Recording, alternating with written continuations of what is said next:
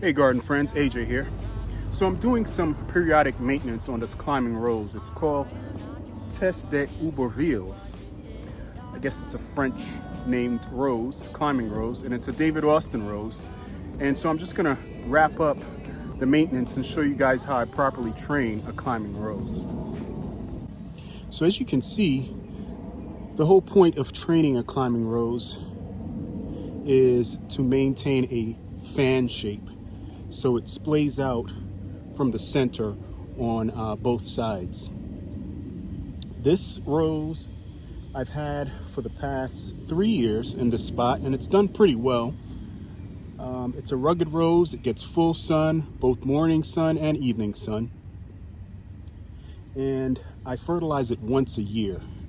I fertilize it in the early spring. So it's been getting a little gangly and out of control, and it's been nicking the kids when they're playing in the yard. So I'm just gonna come out here. I mean, it's already early September, and you're really supposed to do rejuvenation prunes and deep pruning on your roses in the spring. But what I'm doing now is just a thinning out and maintenance on keeping it in check.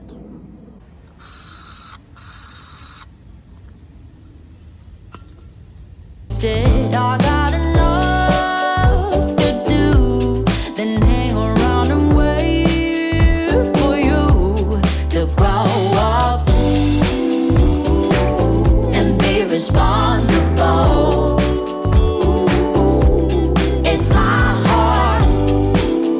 So I've just removed that massive center cane, that cane that was dead smack in the middle.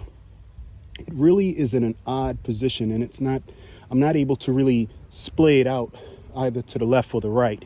So it has to come out, unfortunately. It's right here.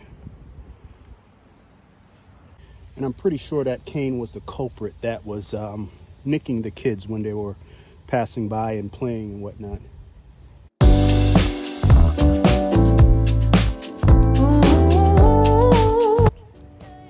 So I don't know if you guys can see this, but one thing roses and climbing roses, shrub roses, all roses are very susceptible to are borers. As you can see, I'll zoom in here, but clearly you see a hole being drilled in this rose.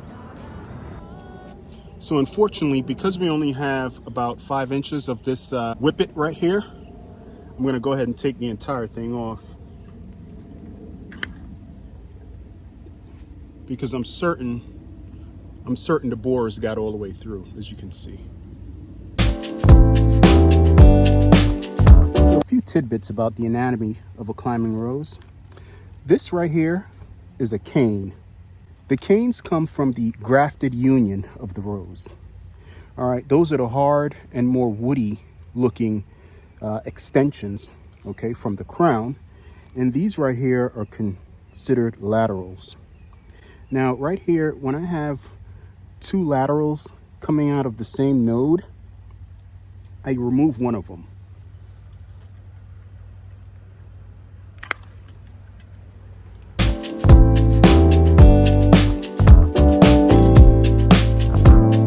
Now, the reason you don't want to aggressively prune any rose really this late in the season is because they produce a lot of new growth going into the winter season, and clearly you don't want that, because you're going to get a lot of damage from the frosts and the freezes.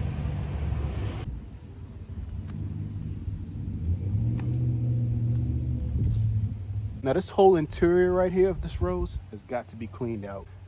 The objective is to always have the canes splaying out to the left and right, creating that fan shape. That way, when the laterals protrude from the canes, they usually grow upward, and the roses are at the tips.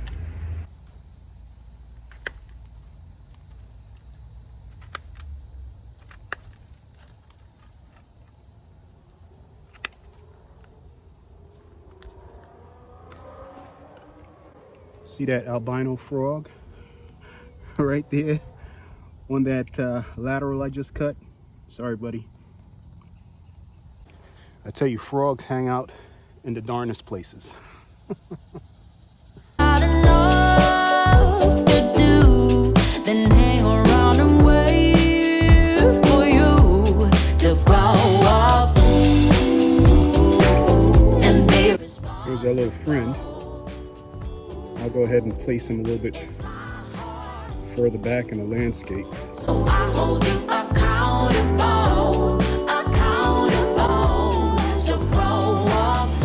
It's cheating season for God knows reason.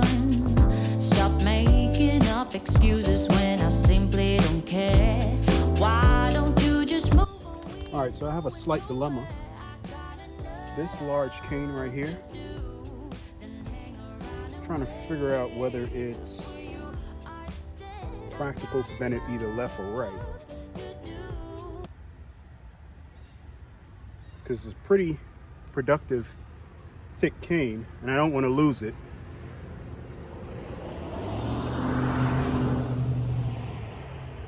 But the advantage of splaying your canes left or right, it's supposed to be at a 45-degree angle or greater. Bending your canes at that angle creates more opportunities for laterals, which are the smaller bits, to protrude from the canes. And that's where your roses develop.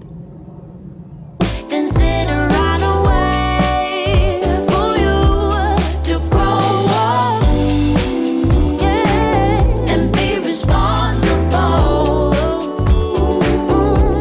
It's my heart, yeah. So I hold you accountable, accountable. So that large cane, I decided to bend it aggressively to the left.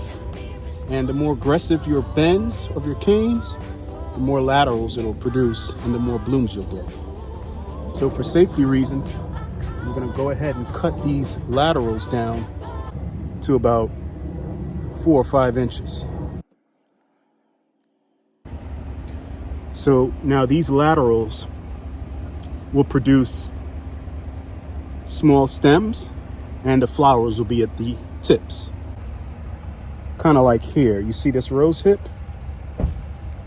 Here's this cane, the same cane. Here's a lateral, a small lateral, and here's the rose hip, which once contained the rose itself, or the rose bud.